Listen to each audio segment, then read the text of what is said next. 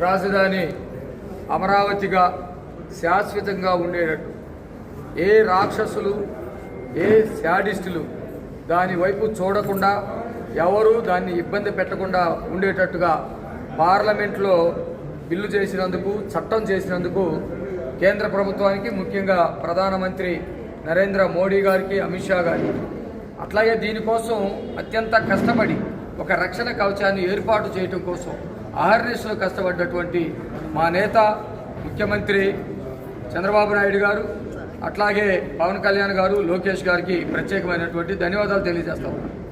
జగన్మోహన్ రెడ్డి విషం చిమ్మటం మానుకో ఆ మాట అనటం వాస్తవానికి మాకు కూడా ఇబ్బందిగా ఉంది. విషసర్పం నోట విషమే వస్తూ ఉంటుంది.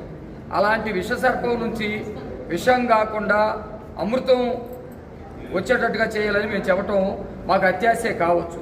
కానీ రాష్ట్ర ప్రజల యొక్క భవిష్యత్తును దృష్టిలో పెట్టుకొని రాష్ట్రంలో ఐక్యతను దృష్టిలో పెట్టుకొని రాష్ట్రం యొక్క అభివృద్ధిని దృష్టిలో పెట్టుకొని జగన్మోహన్ రెడ్డి మాట్లాడుకొని ఉంటే బాగుంటుందని చెప్పేసి మేము ఆయనకి సూచన చేస్తూ ఉన్నాం.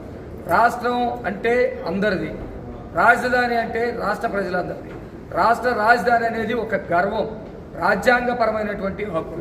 రాజ్యాంగపరమైనటువంటి హక్కు సాధించుకున్నందుకు రాష్ట్ర ప్రజలందరూ కూడా చాలా సంతోషంగా ఉన్నారు.